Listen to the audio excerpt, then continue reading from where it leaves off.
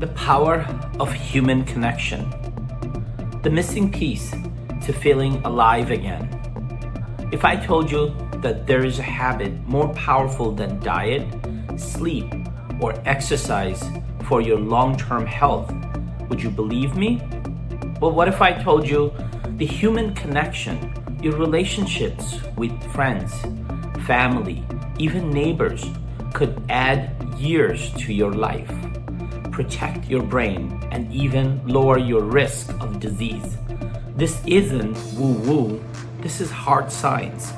And today, I'm going to show you why connection is the most important, underappreciated longevity hack in the world. Let's go back, way back. Just picture early humans on the savannah. Not the strongest animals, not the fastest either, but they had one advantage: each other. In a world where predators lurked and food was scarce, surviving alone wasn't just hard, it was impossible.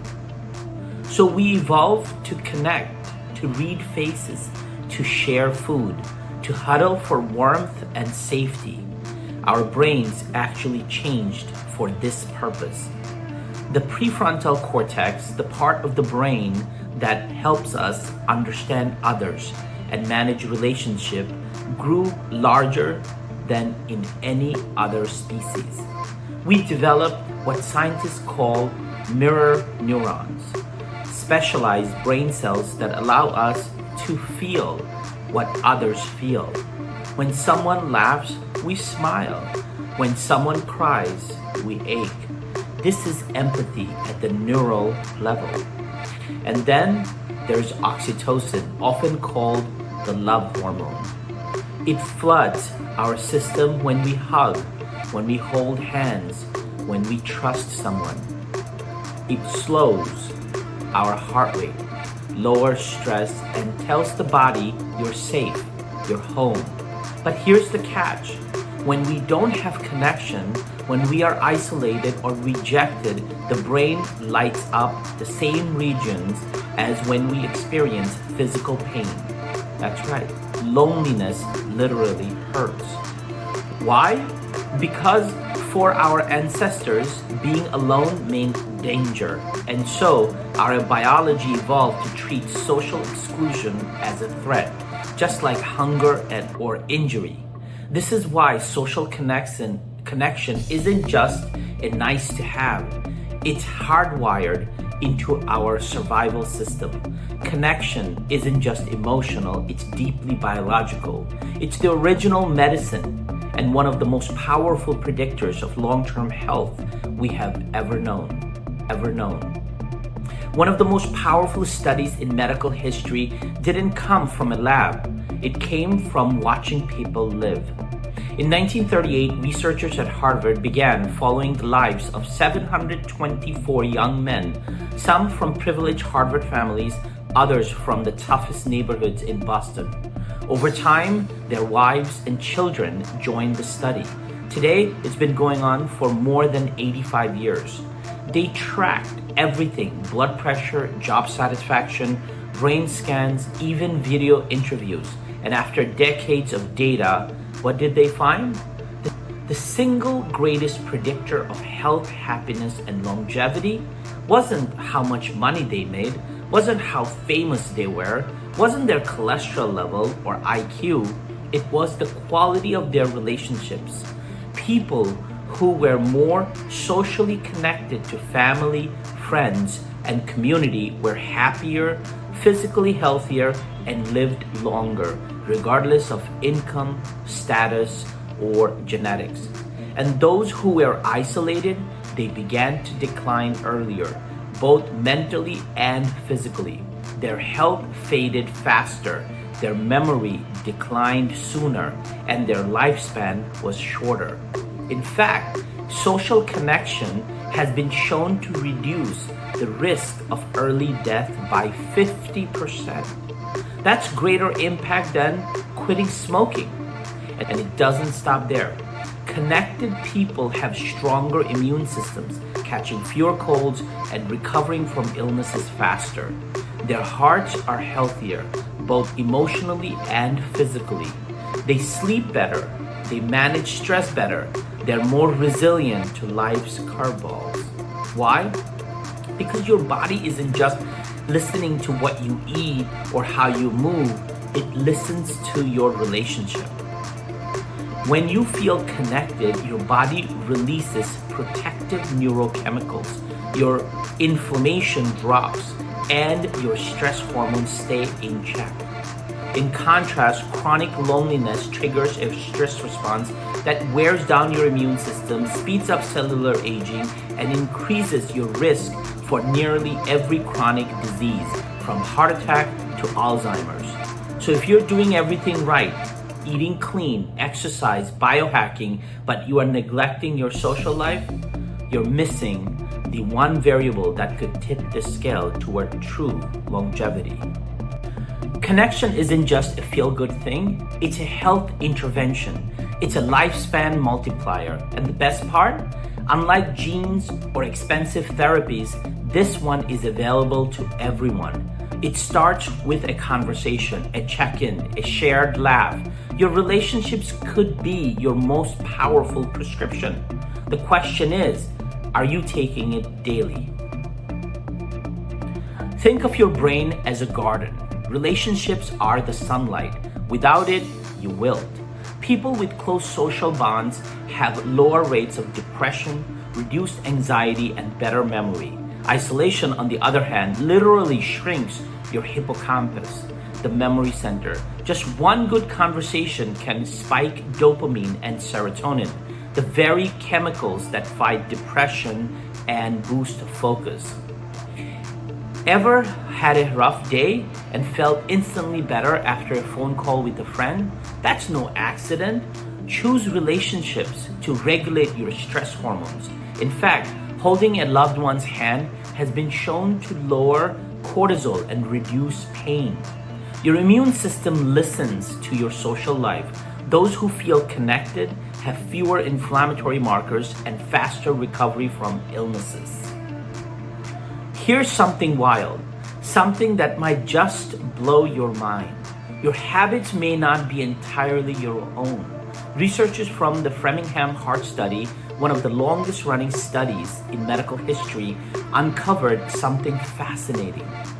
Over 32 years, they tracked more than 12,000 people, not just their health, but who they knew and how those people's choices shaped them. The results? Startling. If someone close to you becomes obese, your own risk of becoming obese increases by 57%, even if they live miles away. But that's not all. If a friend quits smoking, you are significantly more likely to quit too. If a friend becomes happier, your odds of being happier rise by up to 15%. So the takeaway is health is contagious. Behavior spreads. Your brain is wired to mirror the people around you, subtly and automatically. From posture to speech to belief to daily routines, you're not just influenced by direct friends, but even friends of friends. That's how powerful the social ecosystem is. Think of it like this. You are the average of the 5 people you spend the most time with. If they eat real food, you will start craving it too. If they move their body, you will feel the nudge to get active. If they talk about ideas rather than gossip, your mind will expand. That works in reverse too. If your circle stays up late, lives a processed snacks, and copes with stress by numbing out, it's hard not to do the same. But here's the empowering part. You can choose who you expose yourself to. You can curate your environment. Surround yourself with people who elevate you, and you will find your behaviors naturally shifts. Not out of willpower, but because that's what humans do. We mirror our tribe. We become who we are connected to. So if you want to thrive, Get in the room with people who are thriving. Upgrade your environment and your biology will follow. So let's pause and ask yourself, do I have someone I can talk to honestly? Do I feel emotionally supported? Am I present for the people around me? Do I feel like I belong somewhere? If you are answering no more than yes, you are not broken. You are human and you need connection like you need food and sleep. Here are 5 ways to build richer relationships. Start small. Smile. Say hello. Repeat often. Connected. Message someone from your past. Be intentional. Schedule real time with people. Put it on your calendar. Be present. Listen more than you talk. Join or create a community, a book club, a walking group, a volunteer team. Relationships don't happen by accident. They happen by design. Let's face it, we live in the most connected era in human history, but strangely, we are also living through a loneliness epidemic. So, what about social media? Does it count as connection? The answer is, it really depends. Video calls with someone you love, a thoughtful voice message, a heartfelt DM where someone checks in on you or you on them, that's real connection. Why? Because it triggers the same biological signal that in-person interactions does. Your brain still releases oxytocin, still activates social reward centers, and still makes you feel seen. Let's talk about the other side, the doom scrolling, the constant flicking, the preformative likes, the influencer rabbit holes that leave you comparing your real life to someone else's highlight reel. That kind of social media tricks your brain. It mimics the signal of connection, but it doesn't deliver the chemistry. In fact, study shows the more passively you use social media, the more likely you are to feel lonely, anxious, and depressed. The more time spent comparing, the more disconnected from your real life you feel. Because scrolling through faces is not the same as seeing someone's face. It's not that tech is bad. In fact, it can be a powerful tool to stay close when some geography or schedule get in the way. But the difference lies in how you use it. Are you using social media to deepen real relationship or to distract yourself from the lack of them? Here's the simple rule. If it makes you feel connected, calm, and seen, keep it. If it leaves you feeling drained, envious, or invisible, question it. Social media is a tool, but like any tool, it can build bridges or build walls. The goal isn't to unplug completely. The goal is to plug into what's real. Use tech to enhance your relationship, not to replace them. So let's recap the 5 truths you now know. Humans are wired to connect. That's number 1. Number 2, relationships protects your heart, brain, and lifespan. Number 3, loneliness is a silent killer, equal to smoking 15 cigarettes a day. Number 4, connection is a skill. You can grow it at any age. Number 5, it's not about quantity, it's about meaningful connection. So today, send that message, make that call, invite someone out. Your health, your happiness, your life depends on it. And if you want to go deeper, I invite you to download our Connected for Life guide, where you will find practical steps to create your personal connection blueprint. Please don't forget to like, comment, share, and subscribe.